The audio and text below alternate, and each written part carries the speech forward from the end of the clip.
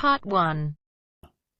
You will hear part of a telephone conversation between a customer and a sales agent. First, you have some time to look at questions 1 to 6.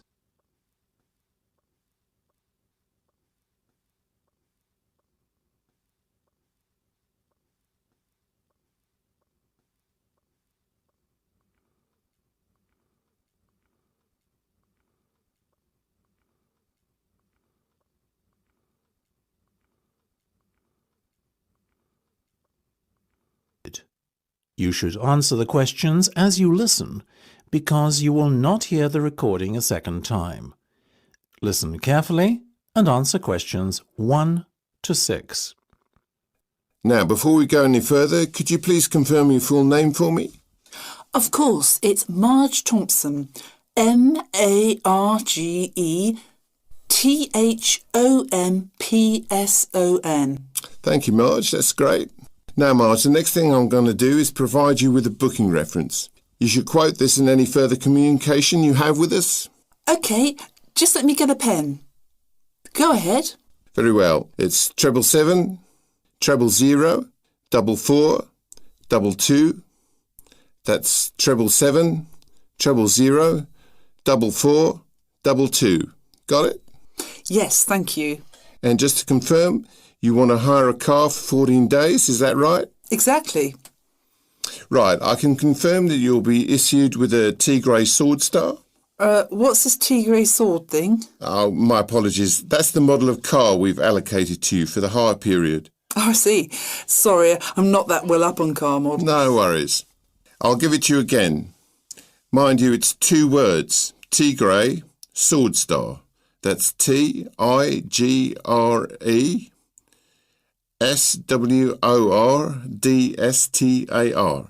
Perfect, got it. And that's going to be at the airport when I get there on the 2nd of July, right? Right. At 3 p.m, it'll be there waiting for you. Lovely. Where should I go to collect it? The hire car centre? No, you're arriving at the South Terminal. The hire car centre is in the North Terminal Blue Car Park. Instead, your car will be waiting in the South Terminal Blue Car Park. That'll save you a long walk. Oh, even better. And when do I have to have the car back by? Well, we give you a period of grace, so once it's back by the 17th of July, at or around 6 p.m, there won't be any problem. Well, as I'm flying back on the 16th, there certainly won't. I'll surely have it back by the return date, otherwise I'll be in big trouble. Indeed. Now, what type of insurance would you like? Fully comprehensive, of course. Naturally, right. We'll put you down for the comprehensive then, but I must inform you that there's an excess of £500. After that, you're covered for everything. Fine. That's pretty standard these days. Before listening to the rest of the conversation, you have some time to look at questions 7 to 10.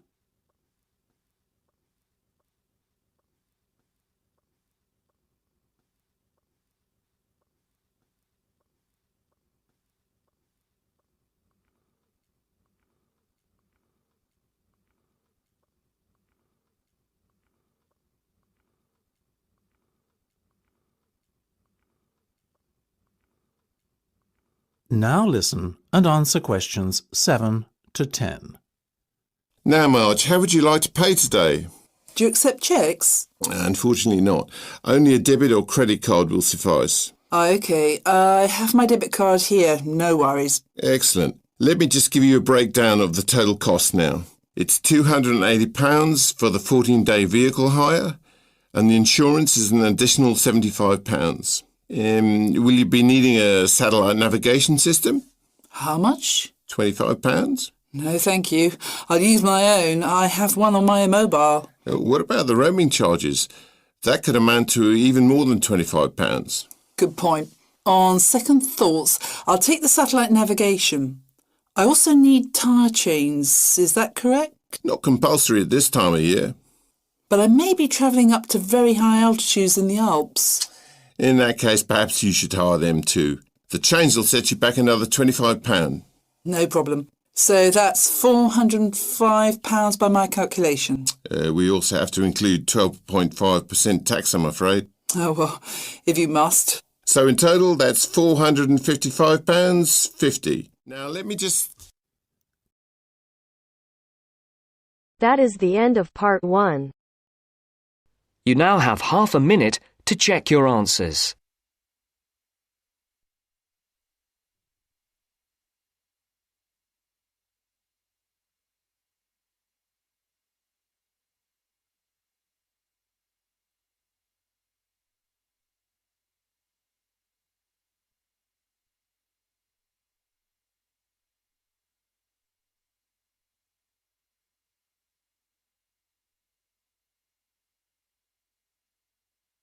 Now turns to part 2.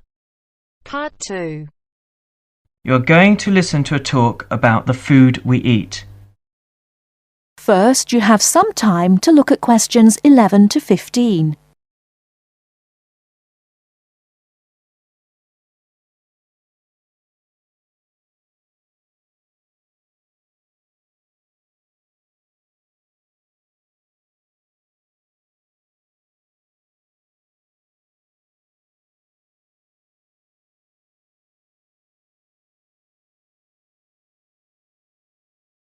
Now, listen carefully and answer questions 11 to 15.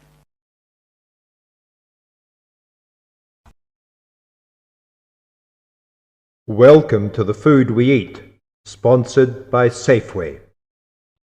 Increasingly, we know more about the effects of our eating habits and lifestyles on our health. While new information can change old ideas, the news stories can often be confusing. At Safeway, we try to help customers not only in the range and types of food offered, but also by providing up-to-date, reliable information in areas we know are of interest and which relate to the diet we eat. Today, we are going to talk about sugar. Recently, doctors have been advising us to eat less sugar. The health recommendation to use less sugar is for 2 reasons. Firstly, for the sake of our teeth, since the amount and frequency of sugar consumption links to decay. Secondly, as sugar is a good source of calories, it can easily be a problem if we tend to be overweight. The dental risk is because bacteria which occur naturally in our mouth feed on carbohydrates, sugar and starch, to form plaque and acid. Plaque is a sticky coating that prevents the bacteria being removed by saliva. The acid attacks the tooth itself. This takes time, however, so the trick is to avoid sticky foods like sweets, which stay around in crevices feeding the bacteria. Before you hear the rest of the talk, you have some time to look at questions 16 to 20.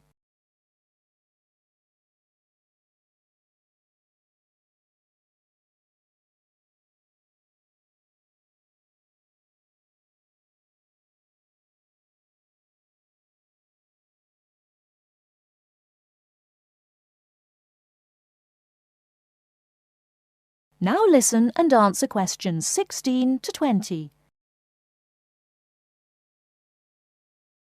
Regular brushing, preferably with a fluoride toothpaste, helps remove particles and resist acid. The worst thing you can do is nibble sweet things between meals. It puts your teeth under constant attack. A sweet tooth develops gradually, and you might be surprised at how you can steadily unlearn the taste, taking in fewer calories and saving your teeth. Here's some ways. A.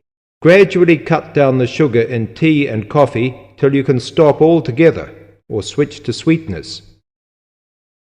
B. Choose snacks with a lower sugar content. Fresh fruit, raw vegetables, crackers, milk or low-fat natural yogurt. Remember, some fruits like raisins have lots of sugar. C. Look for reduced sugar alternatives. There are more and more around, from diet drinks to yogurts, even jams and sauces. D. Try gradually to cut back on the sugar you use in cooking, especially in baking. That is the end of part 2. You now have half a minute to check your answers.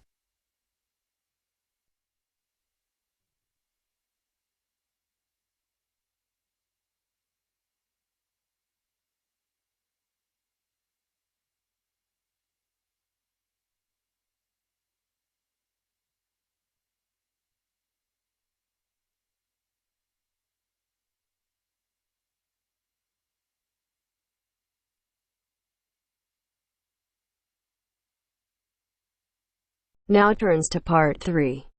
Part 3. You will hear a media studies tutor giving a lecture about news sources. Section 3. You will hear a man called Frank talking to Dr. Lindsay about what he should study if and when he returns for further classes.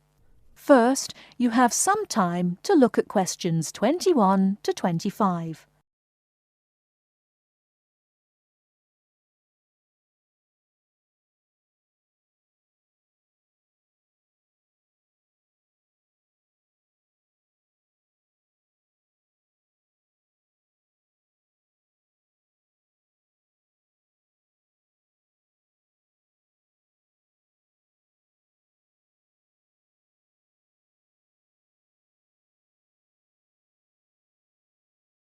Now listen carefully and answer questions 21 to 25. Now, many of you will have heard about the predicted death of newspapers, as people increasingly access the TV and the Internet for their news. Today, I want to look at the USA, which has very advanced news sources, to see if this is actually true.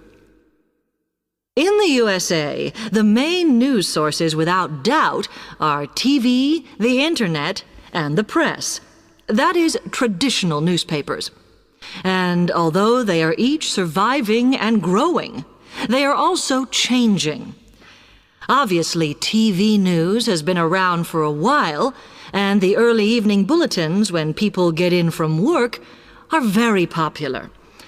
I suppose we traditionally think of the morning newspaper arriving on our doorstep with the daily news. Interestingly, this is not borne out by the statistics, which show that readership in the U.S.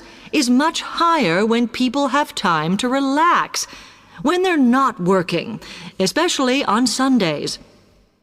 The Internet is also a popular weekend activity, but shows no variation with weekday access. So people are using the different sources in different ways. Interestingly, local radio has been hit less by the grip of quite strong local newspapers than by the Internet, which is seen to offer a better regional service. But just because the Internet is seen as the new force in news media does not mean it is dominant. Television has, of course, been global for a while. But now technological changes, which have fueled the rise of online news, have also allowed newspapers to print and distribute editions across the world. In fact, Internet news, which is seen as the big competitor for traditional markets, does not offer that much variety. Often, the sources are the online versions of the newspapers, whereas television, in order to offer something different, has had to come up with a much more mixed bag of reporting, from hard news to light reports on celebrity events. Another issue is reliability. The Internet is virtually unregulated, so anything can be reported there, whether true or not. Journalists on newspapers have fought a long, hard battle to fight intervention and to retain the freedom of the press. Television, however, is seen as critical to political power and has become subject to harsh controls about what it can or cannot say. Before you hear the rest of the talk, you have some time to look at questions 26 to 30.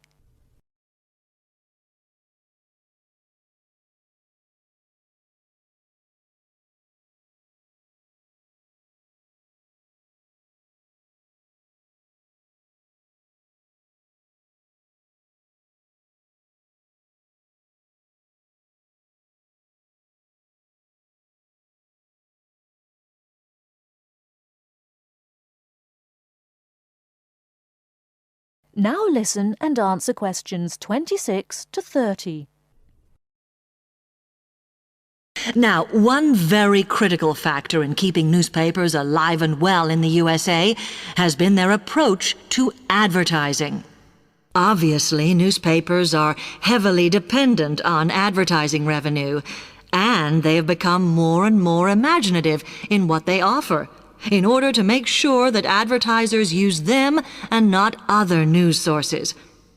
This has meant that, contrary to popular belief, newspapers now have a significantly higher profit margin than the rest of American industry.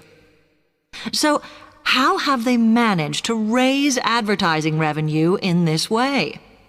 Well, they have put a lot of effort into developing and maintaining a very strong association with the retail trade. And they've come up with a winner. A critical tool in their sales plan has been suggesting that the adverts they run can have vouchers. This has been enormously effective because they have found that not only do more people buy the paper to get the discounts, but also that this inevitably means much higher sales for the clients who advertised. As well as doing this, the newspapers have also introduced aggressive sales campaigns over the last few years. This has resulted in a significant and continuing rise in the number of advertisers prepared to pay the extra for full-page ads. So, what I would like to move on to... That is the end of part 3. You now have half a minute to check your answers.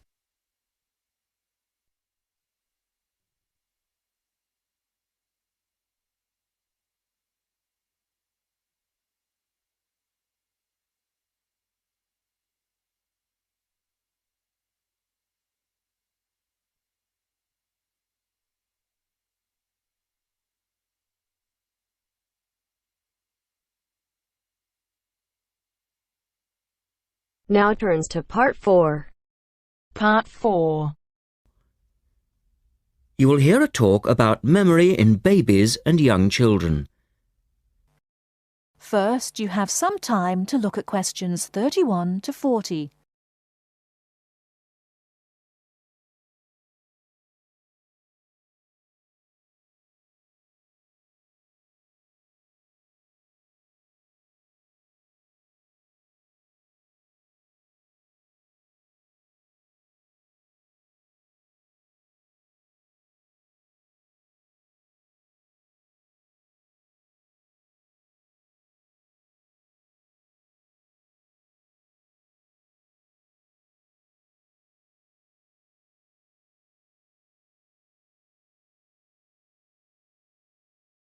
Now listen carefully and answer questions 31 to 40. We're going to look today at some experiments that have been done on memory in babies and young children. Our memories, it's true to say, work very differently, depending upon whether we are very old, very young, or somewhere in the middle. But when exactly do we start to remember things? And how much can we recall? One of the first questions that we might ask is, do babies have any kind of episodic memory? Can they remember particular events? Obviously, we can't ask them, so how do we find out? Well, one experiment that's been used has produced some interesting results. It's quite simple and involves a baby in its cot, a colourful mobile, and a piece of string.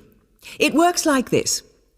If you suspend the mobile above the cot and connect the baby's foot to it with the string, the mobile will move every time the baby kicks. Now you can allow time for the baby to learn what happens and enjoy the activity. Then you remove the mobile for a time and reintroduce it sometime from 1 to 14 days later. If you look at this table of results, at the top 2 rows, you can see that what is observed shows that 2-month-old babies can remember the trick for up to 2 days, and 3-month-old babies for up to a fortnight. And although babies trained on one mobile will respond only if you use the familiar mobile, if you train them on a variety of colours and designs, they will happily respond to each one in turn. Now, looking at the 3rd row on the table, you will see that when they learn to speak, babies as young as 21 months demonstrate an ability to remember events which happened several weeks earlier. And by the time they are 2, some children's memories will stretch back over 6 months, though their recall will be random, with little distinction between key events and trivial ones. And very few of these memories, if any, will survive into later life. So, we can conclude from this that even very tiny babies are capable of grasping and remembering a concept. So, how is it that young infants can suddenly remember for a considerably longer period of time? Well, one theory accounting for all of this, and this relates to the next question we might ask, is that memory develops with language. Very young children with limited vocabularies are not good at organising their thoughts. Though they may be capable of storing memories, do they have the ability to retrieve them? One expert has suggested an analogy with books on a library shelf. With infants, he says, it's as if early books are hard to find because they were acquired before the cataloguing system was developed. But even older children forget far more quickly than adults do. In another experiment, several 6-year-olds, 9-year-olds and adults were shown a staged incident. In other words, they all watched what they thought was a natural sequence of events. The incident went like this. A lecture, which they were listening to, was suddenly interrupted by something accidentally overturning. In this case, it was a slide projector. To add a 3rd stage, and make the recall more demanding, this accident was then followed by an argument. In a memory test the following day, the adults and the 9-year-olds scored an average 70%, and the 6-year-olds did only slightly worse. In a retest 5 months later, the pattern was very different. The adults' memory recall hadn't changed, but the 9-year-olds had slipped to less than 60%, and the 6-year-olds could manage little better than 40% recall. In similar experiments with numbers, digit span is shown to vary. That is the end of part 4. You now have half a minute to check your answers.